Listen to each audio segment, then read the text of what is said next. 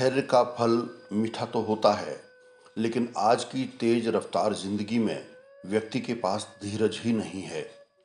2 minute का इंतजार भी तनाव या आवेश से भर देता है और इसी तरह जीवन रीत रहा है। उसे आनंद और उल्लास से भरना आपके ही हाथ है।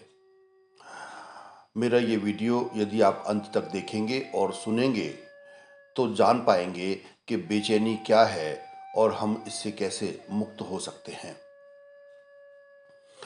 मध्ययुगीन संत पलटूदास का एक बहुत सुंदर दोहा है। कारज धीरे होत है, काहे होत अधीर, समय पाए तरुवर फरे, केतिक सींचो नीर। इसका अर्थ है कि क्यों अपना धैर्य खोते हो, तुम्हारे सारे कार्य उचित समय पर ही संपन्न होंगे। पेड़ को बहुत ज्यादा सींचने से तुरंत फल नहीं मिलते। पेड़ एक निश्चित अवधि के बाद स्वयं फलते और फूलते हैं। इसलिए धैर्य रखो।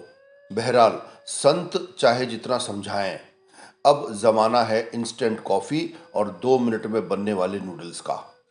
हर चीज तुरंत चाहिए, अभी और यहीं। इंतजार करने की न तो फितरत है न सब्र। कभी वो जमाना था जब बहादुर शाह जफर ने 4 दिन की जिंदगी का आधा हिस्सा इंतजार में गंवाने की बात की थी। और कहां आज की जनता जिसे इंतजार से कोफ्त होती है, दिक्कत आती है। समय की पूरी अवधारणा ही बदल गई है। और विरोधाभास देखिए, आदमी के पास किस्म किस्म की मशीनें हैं जो हर तरह से समय बचाती हैं, कम समय में उसे दूर तक पहुंचाती हैं, घंटों का काम मिनटों में कर देती हैं। फिर जो समय बचता है उसमें इंतजार तो आसानी से हो सकता है, लेकिन नहीं, समय के साथ एक होड़ सी लगी रहती है। हमारी मुख्य वजह है रफ्तार। चाहे कार हो या बुलेट ट्रेन, तेज रफ्तार वाले साधन ईजाद किए गए हैं। इधर कंप्यूटर सारे काम इतनी तेजी से कर लेता है कि आदमी और भी बेसब्र हो गया है। डाउनलोड करने में कुछ मिनट लग जाएं तो लोग झुंझलाने लगते हैं। 5G के ज़माने में लोग 2G का सोचना भी मूर्खता समझते हैं। सभी की एक ही शिकायत है, इंटरनेट अभी भी बहुत धीमा चल रहा है। तो मित्रों, जानें कि ये हमारे जीवन में उत्तेजना कहाँ से आती है। अपेक्षा से बढ़ती है उत्तेजना। ये तो उलटबासी है, जितनी तेज रफ्तार उतना लोगों का धैर्य कम हो रहा है। अगर आप तनाव में हैं, जल्दी में हैं, काम का फल अभी के अभी पाना चाहते हैं, तो आप रिलैक्स नहीं हो सकते। आपकी अपेक्षा ही आपको उत्तेजित करेगी। यहाँ गणित उल्टा है, जितना कम धैर्य उतना ही अधिक विलंब। आपके पास जितना अधिक धैर्य है उतना तेजी से काम होता है, क्योंकि धैर्य मन की गहराई में पनपता है। धीरज मन को सुकून देता है। सोच रचनात्मक बनाने के लिए यह शांतचित्त दशा आवश्यक है। और यही वो तत्व है जिसकी आज दुनिया में बिल्कुल कमी है। धैर्य की इस कमी के अलावा धर्म के पतन का और कोई कारण नहीं है। धैर्य ही धर्म का, आध्यात्मिक खोज का मूल है। जो धैर्यवान है वही धार्मिक हो सकता है। धर्म बिल्कुल अदृश्य है, आप इसे छू नहीं सकते, आप इसे तिजोरी में बंद नहीं कर सकते। धर्म ही एकमात्र ऐसी चीज है जिसकी तलाश में व्यक्ति तभी जा सकता है जब वो धैर्य के साथ उसका अनुसरण करने के लिए तैयार हो। वास्तव में यह यात्रा ऐसी है कि तत्काल परिणाम मांगना एक तरह का बचकानापन होगा। आप जितनी बड़ी चीज पाना चाहते हैं उतना ही ज्यादा धैर्य रखना आवश्यक है। जैसे विशाल वृक्ष कई वर्षों में अपनी जड़ें जमा पाते हैं, तभी वो आसमान में अपनी शाखाएं फैला सकते हैं। हमारा मन छोटे बच्चों जैसा है। बच्चे कभी कभी बीज बोते हैं, थोड़ी देर बाद वो उन्हें आकर खोद कर देखते हैं कि वो अंकुरित हुए हैं या नहीं। वो बहुत अधीर हैं, लगातार इंतजार कर रहे हैं। फिर एक एक घंटे के बाद वो फिर से उन्हें खोदते हैं, और ये देखने के लिए कि क्या कुछ हुआ है। एक बीज को अंकुरित होने के लिए उसका भूमिगत रहना आवश्यक है। उसे अंधेरे में चुप रहना पड़ता है ताकि वो अपने ही खोल को तोड़ सके और अंकुरित हो सके। तो मित्रों, अब प्रश्न खड़ा होता है कि इस अधैर्य के लिए कौन जिम्मेदार है।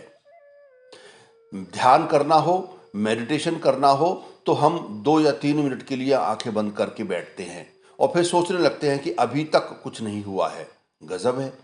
अशांत होने में हमने पूरी जिंदगी बिताई है, लेकिन शांत होने के लिए हमारे पास समय नहीं है। हमारे पास 40 मिनट का भी समय नहीं है। यदि समय है तो मन की तैयारी नहीं है, और अपने लिए कुछ उपाय करें। वस्तुतः लोग ये नहीं देख पाते कि हमारी अधीरता के जिम्मेदार हम ही हैं, परिस्थिति नहीं। इसी माहौल में हम धीरज भी रख सकते हैं, इंतजार का आनंद भी ले सकते हैं। जब गर्मियों के बाद तपी हुई धरती बारिश का इंतजार करती है, तो वातावरण में कैसा सन्नाटा होता है। आतुरता होती है, लेकिन उतावलापन नहीं होता। वो भी जिंदगी का एक मिजाज है। इंतजार की मिठास पर तो सदियों से कविताएं और शायरियां होती रही हैं। तो मित्रों, इसके लिए हमें क्या करना होगा? धैर्य को यदि जिंदगी में पुनः स्थापित करना है, तो जीवन शैली को बदलना होगा। मन में इतना कूड़ा करकट है कि अपने ही साथ रहने में हमें घबराहट होती है, इसलिए हम बाहर की ओर भागते हैं। मन को सदा किसी न किसी कृत्य में उलझाए रखते हैं। ऐसा मन बहुत तनाव पैदा करता है। इतनी सुंदर जिंदगी है, इतनी सुविधा साधन है, लेकिन लोग आनंद नहीं ले पा रहे हैं। भोगने के लिए भी मन शांत और उल्लासित होना जरूरी है। संवेदनाओं को तरोताजा होना चाहिए। कुछ देर तसल्ली में बैठें अपने साथ, प्रकृति की सुंदरता के साथ। मन को भी समझा बुझाकर बिठा लीजिए। मन की वो क्षमता है, लेकिन कभी हम उसका उपयोग नहीं करते। मन के साथ आसनस्थ हो जाएं, एक अलग ही स्वाद की प्रतीति होगी। शरीर और मन जब एक लय, एक सुर में होते हैं, तो एक अनाहत संगीत हमारे हृदय में पैदा होता है, भीतर ही भीतर। उसकी धुन आपके रोम रोम में रस घोलेगी। और दूसरी बात, जब भी मन अधीर हो रहा हो, तो दूसरों को परेशान करने की बजाय अपनी सांस पर ध्यान दें। वो विक्षिप्त सी मालूम होगी। धीमे धीमे सांस लेने लगें। आप बाहर का कोलाहल भूल जाएंगे और भीतर के सुकून का मजा लेने लगेंगे। ध्यान देते ही सांस शांत होने लगेगी। उसके साथ आपकी बेचैनी भी चैन की सांस लेगी। तो मित्रों, अधैर्य होने से क्या नुकसान होते हैं और धैर्य कैसे विकसित किया जा सकता है, इसके विषय में थोड़ी सी बातें मैंने आप लोगों के साथ साझा की हैं। मेरा ये वीडियो यदि आपको पसंद आया हो, तो मेरे इस वीडियो को पसंद करें, लाइक करें, कमेंट सेक्शन में अपने सुझाव दें और अपने प्रिय मित्रों को साझा करें, शेयर करें। और इसी तरह से जीवन उपयोगी वीडियोस आपको निरंतर मैं पहुंचा सकूं, उसके लिए मेरे चैनल को सब्सक्राइब करें। नमस्कार।